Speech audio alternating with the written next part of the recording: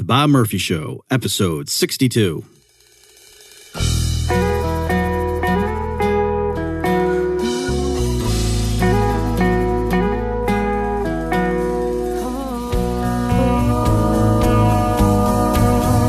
There's a tidal wave coming.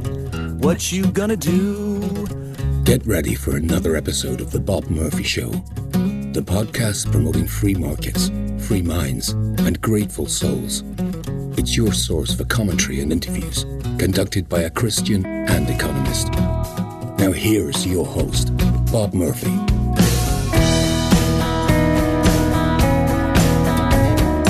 Hey everybody, welcome to another episode of The Bob Murphy Show. In this episode, I am going to pose some tough questions for progressives.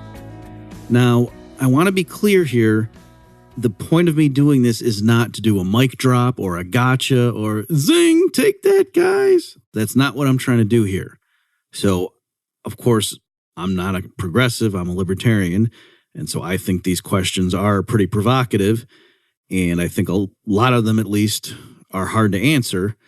I don't think they're mere word games here, just little mental puzzles, but pose genuine problems for what I perceive to be the typical progressive mindset. Let me say, everybody's unique, and any particular progressive on some of these distinctions or categories I'm going to raise might say, no, that doesn't pose a problem for me at all. I've always said blah, blah, blah, blah. Okay, but many self-styled progressives haven't been consistent on that particular issue. All right, so again, I'm not saying every one of these applies to every single self-described progressive, but certainly each of these applies to the, quote, typical progressive. And let me lastly say, in these caveats, my goal with this is not to transform a progressive into a libertarian. For one thing, that would be futile. You're getting shelled with what you're going to perceive to be perhaps as attacks, and so you're going to go in defensive mode and bottle up, and that's fine. That's understandable. We all do that. I do want to give you food for thought, though, so that at the very least, your understanding of your own policy positions, let's say, is more internally consistent and thoughtful. And that's really the most anybody can hope for in something like this. So without further ado, here are my tough questions for progressives. So let's start with this slogan from the abortion debates, my body, my choice. And let's just go ahead and stipulate that for the sake of argument. Okay, I'm not going to attack that head on and try to argue that that's not a valid principle the way many religious people who are culturally conservative would. Let's just stipulate for that, for the sake of argument, that principle, right? And so what are we saying? We're saying that your autonomy, your decision over what is to be done to your body, that is so important, sacred even perhaps for some of you, that any sort of offshoot implication of your choices on the rest of society, on social welfare, let's say, is secondary. That no matter how much you can try to demonstrate that a woman's choice over what to do with her body with respect to her, reproductive decisions, it's not enough for some right-winger to come along and point out all of these allegedly bad things that would happen to others in such a scenario, that no, the woman's choice is really sacrosanct. Okay, let's take that as an established principle. So now my question is, why wouldn't you apply that consistently? Seems to me that's just about the only area in life in America right now where progressives adhere to this principle of my body, my choice. For example, let's take seatbelt laws. How can the government tell me I need to wear a seatbelt? Isn't it my body, my choice? You might think that's frivolous. Okay. What about if I have cancer and want to take an experimental drug and the FDA says, no, you're not allowed to because it might kill you. I say I'm dying of cancer. I want to take it. And the FDA doesn't let me. Shouldn't I be able to do that? Isn't it my body, my choice? And so if you agree, yes, okay. So I hope you agree then that the FDA should not be in the business of denying potentially life-saving drugs, new experimental drugs to people who are terminally ill. But again, it's this principle. Why not push it further? Why should the FDA have any power to dictate, let's say, adults what they can do with certain drugs? It's their body, their choice, right? So I would hope you would agree that, yes, if we're going to enshrine this principle, If a woman is competent enough to know whether a fetus should be brought into the world as a baby or not, isn't she also competent to know whether the possible benefits outweigh the possible risks or downsides of taking a particular drug? And if you're saying she's not competent to make that latter decision, well, doesn't that then cast doubt upon her competence to determine whether this new baby is to be born? What about having a market for kidneys? My body, my choice. If there's a woman who, she weighs the pros and cons and says, I could really use whatever it would be, $15,000 right now, $20,000, don't know what the actual market price would be for a healthy kidney, but let's say it's something in that ballpark, and she weighs the pros and cons and says, yeah, it would really help my family a lot to get $15,000. I've consulted with medical professionals, and they say with one remaining healthy kidney, I should have a decent life still, so I'm going to go ahead and do that. Who is the government, largely consisting of old white men, right? Who are they to tell her, no, you're not competent to make that decision? You may think that your family could benefit from that extra $15,000 more than you not having the kidney or what you would get from that kidney, but nope, you're not allowed to make that choice. Again, if it's my body, my choice, why doesn't she get to cite that principle in that particular scenario? Other examples that are more obvious, perhaps, the military draft, right? The government right now is telling 18-year-olds they got to register for the selective service. Can't they say my body, my choice? And you certainly can't say, well, on the off chance there's a big war, we need to invoke the right to send you to the front lines. No, just like if there's a fertility emergency, doesn't matter. The government cannot order women to have babies. And likewise, how can the government possibly have the right to tell young men, here's a rifle, go get shot at and go kill some people? Do it for your country. How can that be a thing? Here's a question for you. There's a company, and it's going to have a monopoly, right? So it's going to be the only company in the city, let's say, that's able to sell this particular type of product. And now I'm going to give you a choice. What do you want the product to be? It's either going to be toothpaste or food. Okay, so again, company's going to have a monopoly on the provision of a good for a particular city. What do you want it to be? Would you rather the company has a monopoly on all the toothpaste sold in the city, or the company has a monopoly on all the food that's sold in a city? Okay, you've made your choice. Now, convince yourself or elaborate upon it to yourself as to why you made the choice that you did. Just, you don't have to take a half an hour, but go through the motions, humor me, and actually say out loud or think through in your head in full sentences exactly why you made the choice that you did. And I'm guessing your choice was pretty obvious. You didn't need to think too hard about it. So now I'm saying don't just do it automatically. I want you to stop and ask yourself why and think through why. Okay. Now that you've done all that, do you think it's a good idea that right now we let the government have a monopoly on the police for a city? Just think back to what your reasoning was. I have another question regarding the police. When it comes to shootings, like mass shootings, for example, typically a progressive will respond to that by calling for gun control, right? We need to limit the ability of people to handle this weapon that was used in this crime. Yet whenever the police shoot someone incorrectly, right, like it's on video and everybody on both sides, even the police union agrees, yep, that should not have happened, that was a mistake. Why is the typical response from progressives not to say, let's disarm the police? Clearly, they can't be trusted with these types of weapons. But the response is not to just say, let's ban those weapons, including from the hands of the police, which is how they respond when a civilian shoots someone wrongly with a weapon. But instead, there's calls for training, better training of the police officers. That's what we need. They need to be exposed to different types of nationalities who might live in the neighborhood, that sort of thing. They need to broaden their cultural experience. Why is that? When there's a mass shooting, the typical progressive calls to ban the weapon in question. When the police shoot someone wrongly, the typical progressive does not call for moves that would keep guns out of the hands of police, but instead just calls for better training of the shooters. Why that mismatch? If Texas seceded, and we can make it as lopsided as you want. Let's say 90%, they have a referendum, and there's a huge turnout, and 90% of the people who vote for Texas to secede, and that represents 60%, 70%, let's say, of the adult population. Would you be okay with that, or would you want the federal government to use military force to prevent them from doing so? One of the central tenets of the progressive worldview is faith and belief in democracy as the ultimate political system. And yet, when there's a vote that people don't like, progressives often deride that as an example of populism. And just think about that in the typical progressive narrative, democracy is basically sacred, whereas populism is derogatory. It's a derogatory term. And yet the two are quite similar. So what's the distinction? Is democracy really meaning if people vote for the candidate that the progressive wants, or is there something deeper? For example, suppose Trump gets Americans all riled up over CNN.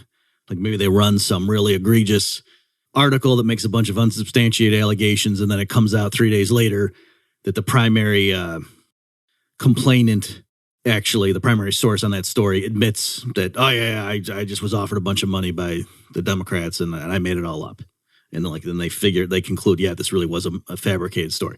So in the heels of that, Trump gets the public all riled up, and he has a referendum on whether CNN should be allowed to exist as a news corporation. And the public votes 70% in favor of shutting down CNN, and 20% opposed and 10% don't know. I'm guessing if Trump went ahead to do that, you would say that was a violation of democracy. That was undemocratic. And yet, in the scenario I've painted, the people overwhelmingly supported the move. So again, I ask, is democracy really what you mean when you talk about the ideal political system? Or are you using that word to stand for other things that really don't mean majority rule? Progressives will often defend energy efficiency mandates, right?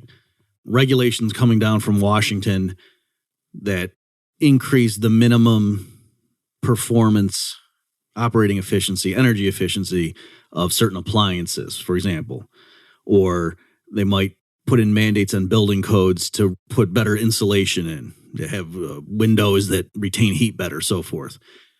And so progressives will defend these not only by reference to climate change, but they will also often say, hey, and the beauty of these regulations, these efficiency mandates, is that they pay for themselves, right? So don't listen to these right-wing crybabies talking about compliance costs and it's going to hurt GDP. No. These regulations, they save you money in the long run because they lower your electricity bills. And so they pay for themselves. So it's not going to be harmful economically.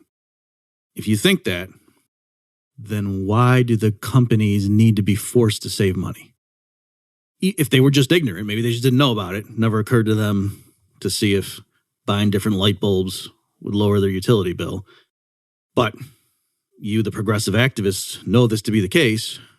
It's on the surface, that's unusual, isn't it? That you know more about saving the company money than the CFO does, but maybe you do. Why do you need to vote for politicians who will then appoint regulators who will enforce such regulations on biz? Why don't you just email the relevant material to the CFO of the company? Right? I mean, wouldn't he want to save the company money? Or is it that businesses in general do what's most profitable, except if it might also help the environment, in which case they purposely lose money just to spite the planet? Regarding CAFE standards, corporate average fuel economy standards, how many miles per gallon the fleet of cars has to get in order to satisfy federal regulations, there is a trade-off, or at least many analysts believe there to be a trade-off in terms of higher fuel efficiency, miles per gallon, and how many traffic fatalities there are. And the principle involved is that, well, if a company has to make its vehicle more fuel efficient, it has to get more miles per gallon, one way that it can move towards that goal is to make the vehicle lighter. And that's how, it can get more miles per gallon. The engine has to burn less fuel to accelerate an object that's less massive, right? Make it lighter. Now, you might agree, okay, that's possibly a thing, but come on, it's probably not a big deal. And so I'm asking, all right, now that you understand the principle, decide for yourself what number of fatalities would be an acceptable loss. Right? How many extra motorist deaths per year or over a 20-year horizon, whatever way you want to think of it, would you say is acceptable to achieve the environmental gains and the reduced reliance on fossil fuels, which was the original rationale? And then I would encourage you to look in the show notes page, bobmurphyshow.com/62, and look at some of the links I'll provide and see if the numbers you see described in the literature are higher or lower than what you picked as your maximum level.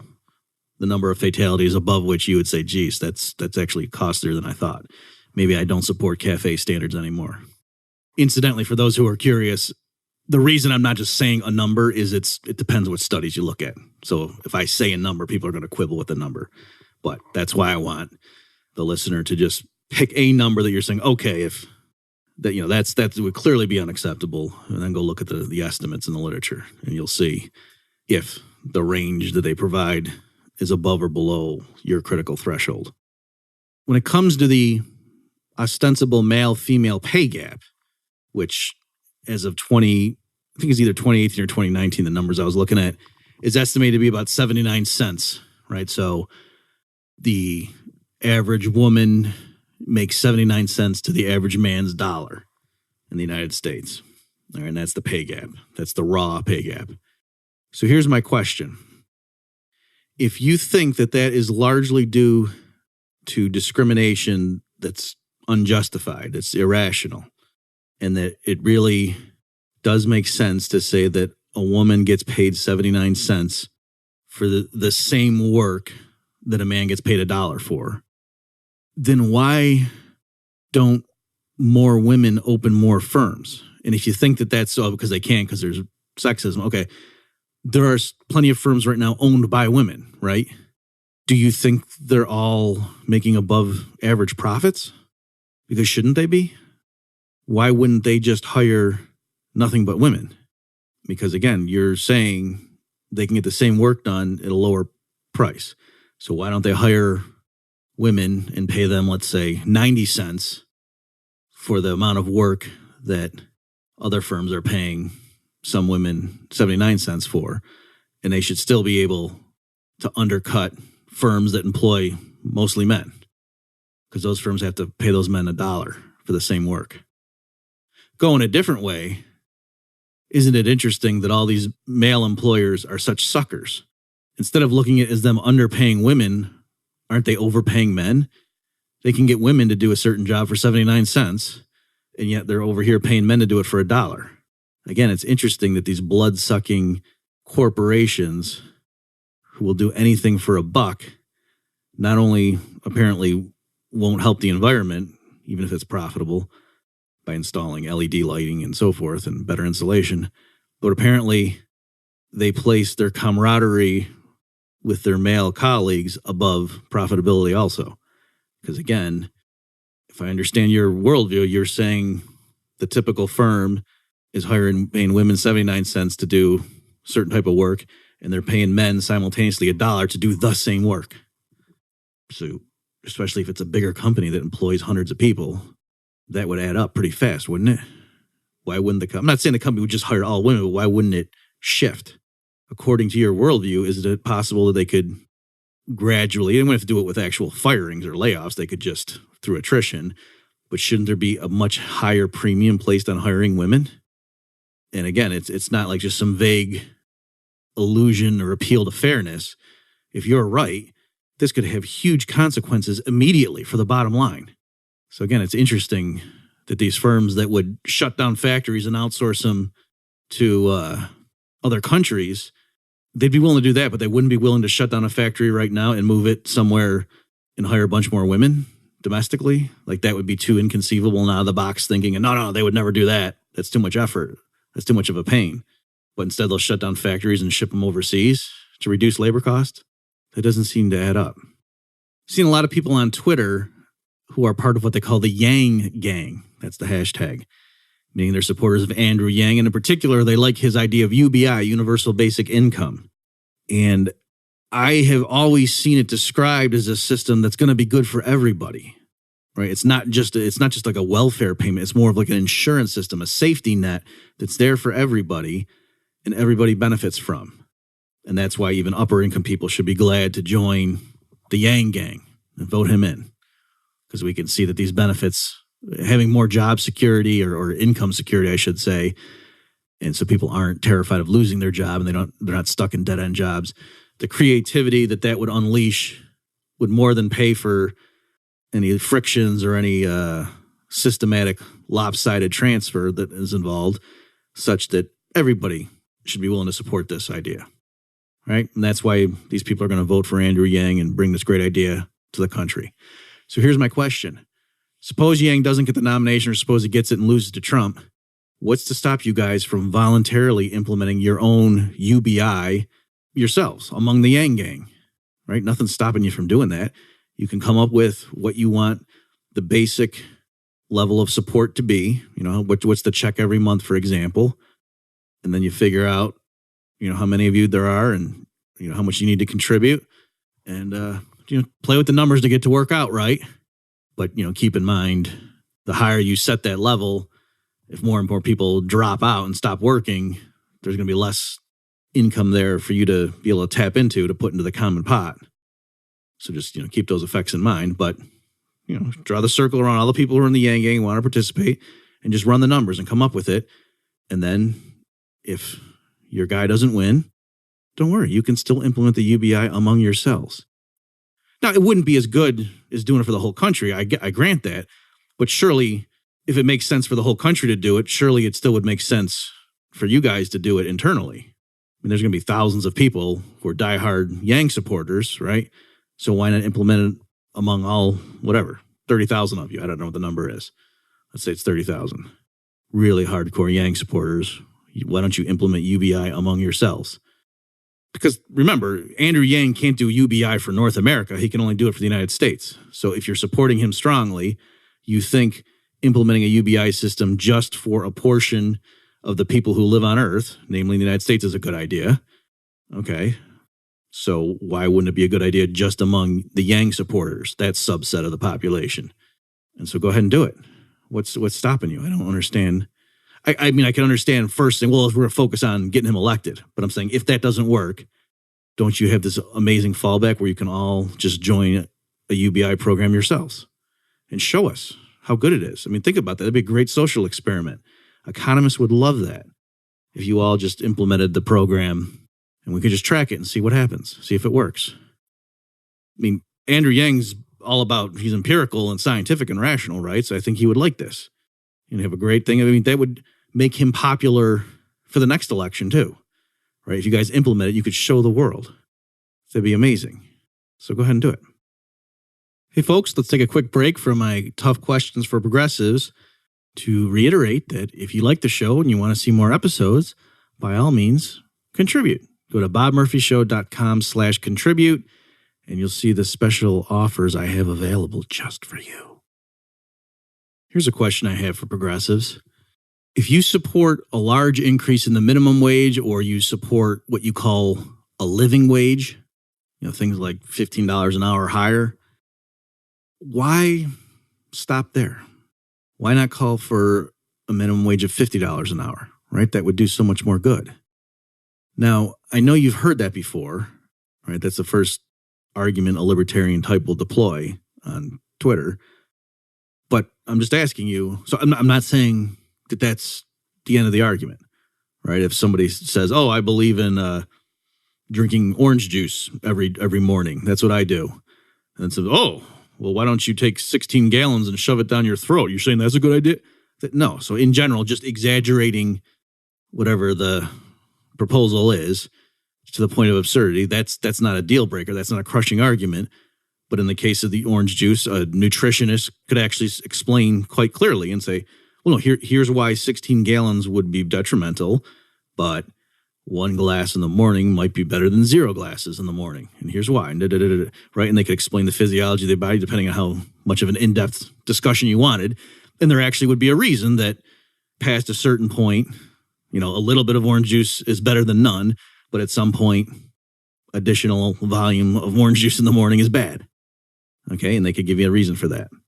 So here, too, I'm not intending this to be the end of the discussion, but I want you to actually think through, why would $50 an hour be bad? And I'll tell you partly why I'm asking is because a lot of times when I listen to you progressives explain the benefits of a $15 an hour minimum wage or a $20 an hour living wage, that kind of thing, the benefits you list do not at all take into account any downsides.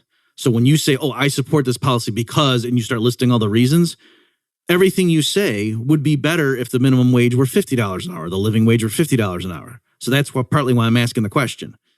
That you're clearly not, when you initially support it and say this is why it's a good idea, you're just listing the pros. You're not listing any of the cons. So presumably for your policy, I'm hoping for one thing, most of you agree that, $50 an hour minimum wage would be bad. I guess if you're saying no, it'd be good, then you're at least consistent. And it's just you and I have a much different view of how the economy works. But I'm assuming the progressive listening to this has an answer for why $50 an hour is bad. And by the way, you can't just say, that's silly. Come on. We're not talking about 50. We're talking about 20. You're not allowed to do that. I'm saying, no, you specifically have to say, why is $50 an hour bad? And then when you do, notice that those reasons you gave are probably also applicable when you increase the minimum wage from $7.25 to $15 an hour or 20. It's just they're not as severe. And so presumably for you to say I'm in favor of raising it to 15 but not to 50, there must be some benefits from it and some costs. Just talking like an economist, but this is a pretty clear-cut example of where that language is quite relevant and appropriate. Or let's call them pros and cons if you like. There's some pros and cons, and the pros outweigh the cons going from 725 to 15, but going from 15 to 50, you think the cons outweigh the pros. Okay? And that's fine, but I'd like you to just keep those costs in mind now when you're arguing with people about it, because again, it's a bad situation. There's not much constructive dialogue going on when you're saying this is a good idea because, and you just list the reasons that it's good and don't list the downsides. It's hard for the discussion to proceed. While I'm on this topic, let me also just mention, I'll put links in the show notes page. So again, this is bobmurphyshow.com/62, that you might hear people defending these things. Don't listen to the economists who tell you they won't cause job losses, because the literature shows that's not true. What the literature shows is that a small increase in the minimum wage under some settings and, according to some studies, does not have a significant effect on employment. All right, so that by itself does not show if you doubled the minimum wage, what would that do to employment? And again, remember, the whole point of this exercise was I was showing you at some point the thing that makes the policy good when you do it a little bit turns around and becomes bad when you do too much of it. So the fact that the empirical results are talking about like a 10% increase to the minimum wage rate, and then what does that do to employment?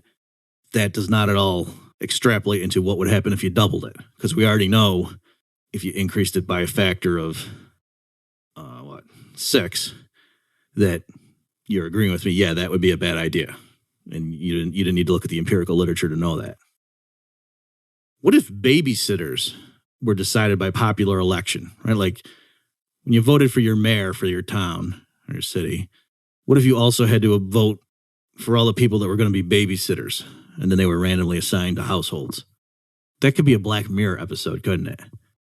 So why do we pick the mayor that way?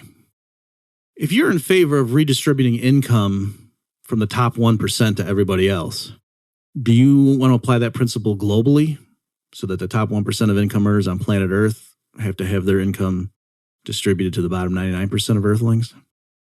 Did you know that the New York Times on May 29th, 2012, ran an article that was on the front page with the title, "Secret Kill List," and kill list is in quotation marks, "proves a test of Obama's principles and will."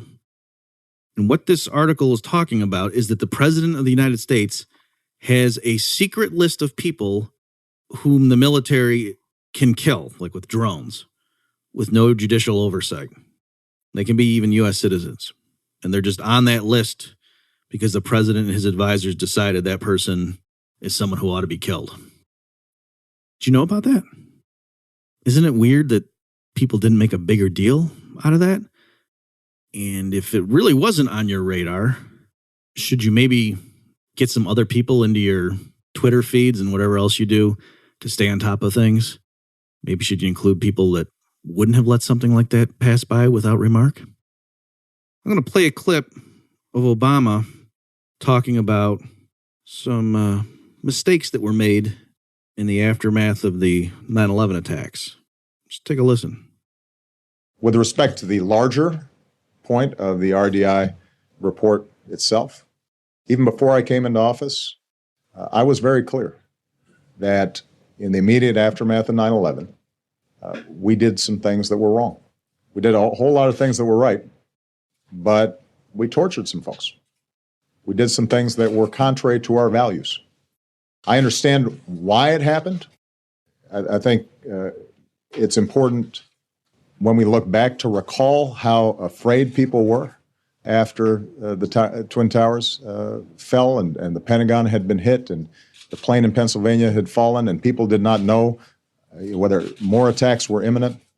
And there was enormous pressure on our law enforcement and our national security teams to try to deal with this. And it's important for us not to feel too sanctimonious in retrospect about the tough job that those folks had.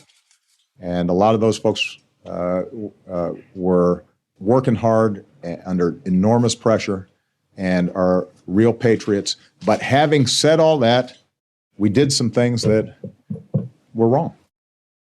So my question, suppose the CEO of Walmart is replaced by someone else, and he comes out and has a press conference and says, yeah, it turns out some of our employees in the past, a few years ago, they were taking cat food and selling it as tuna fish for human consumption. And, they did it to make some money. And, we got to understand they were just trying to do what was right for the shareholders. And,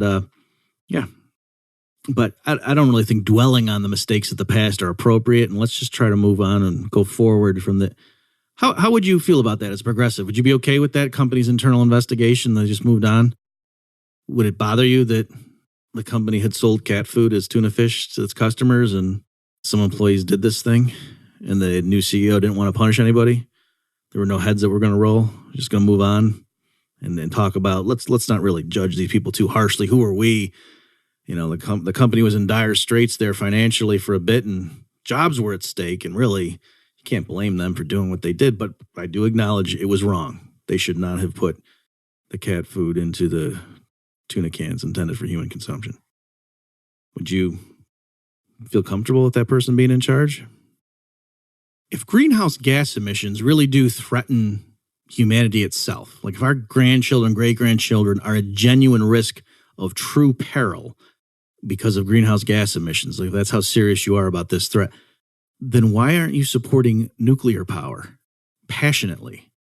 As you may know, the popular climate target now is 1.5 degrees Celsius, and failing that, because that's kind of an ambitious goal, clearly total global temperature increases have to be capped below 2 degrees Celsius. I mean, that's just a given now, the way the UN talks and many climate activists talk about these issues. Now, you may also know that William Nordhaus won the Nobel Prize for Economics back in 2018 for his pioneering work on the economics of climate change. So given that what the UN is putting out as the recommended goal is definitely under 2 degrees Celsius and as close to 1.5 C as possible, and William Nordhaus, who co-authored text with Paul Samuelson, by the way, so this is by no means a right-winger, Nordhaus. He wins the Nobel Prize for his work on climate change. His model was one of 3 that was selected by the Obama administration's EPA and other groups when they calculated the so-called social cost of carbon.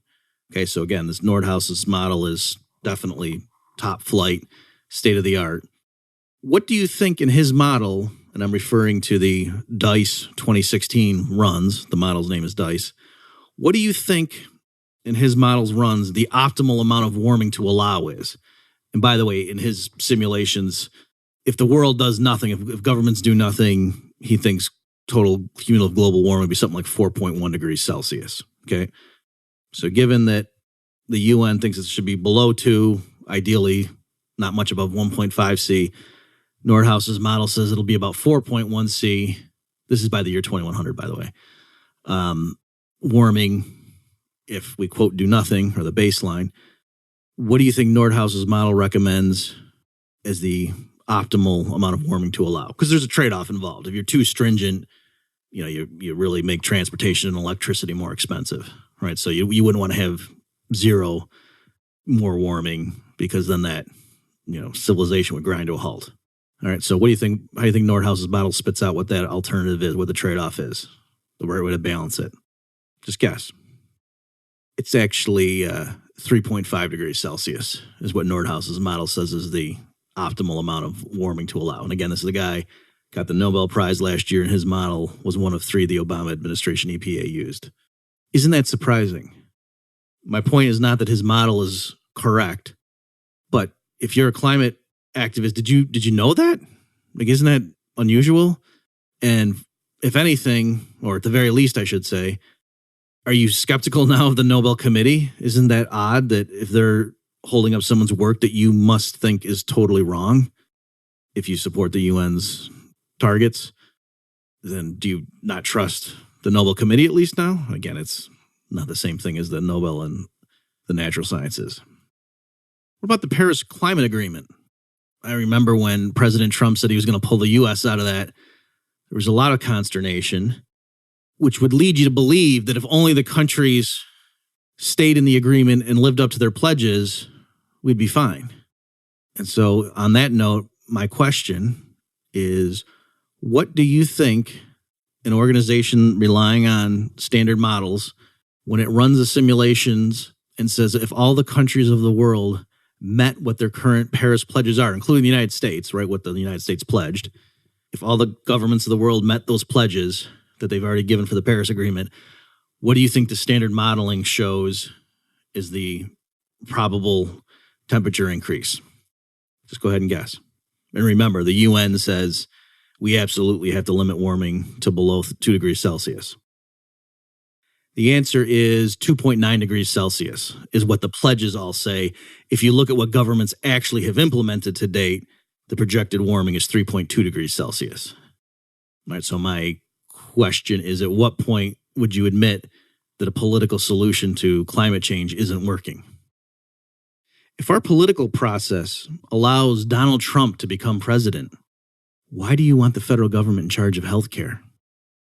If someone who's in many respects Hitler-esque can take power, do you want that person deciding whether your grandma gets a kidney transplant?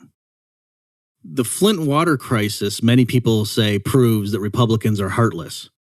But doesn't it prove that you don't want the government in charge of your water? I mean, what did the residents do? In the immediate aftermath, they had to rely on getting bottled water that's produced by private companies. And so can we at least agree that when you buy water from a private company, you're not worried about it being poisonous? And even if you did buy it, right?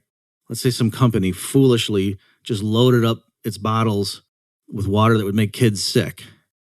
How long would that situation last? Wouldn't it be ended almost immediately once kids started getting sick if that company didn't take immediate action to prove to the community, oh, wow, we identified the problem, we fixed it. Holy, here's months worth of free water. We're so sorry. If they didn't really show that they fixed the problem and they kept giving them water that was making their kids sick, that company would go out of business, wouldn't it? Here's my last question for you. If you're a progressive who looks at red state America with a sort of occasional contempt perhaps, but more, you just feel sorry for those people. They just don't, they're not as educated as you are. Let's be frank. I'm not trying to make fun of anybody or anything, but let's just be real here. You're more educated than them. You know how the world works. You have reliance upon all sorts of peer-reviewed studies. You know the best practices. And what you're going to do in the long run is better for these people, even if you kind of have to use a little bit of coercion. You're going to use the bare minimum possible, but ultimately, yeah, if people don't see the benefits of Obamacare, well, then they should be forced against their will to buy health insurance. So my question is, now that you've gone through that train of thought, can you understand how the British officials who ran colonies felt? You see that that's the same mindset? All we're saying is give peace a chance.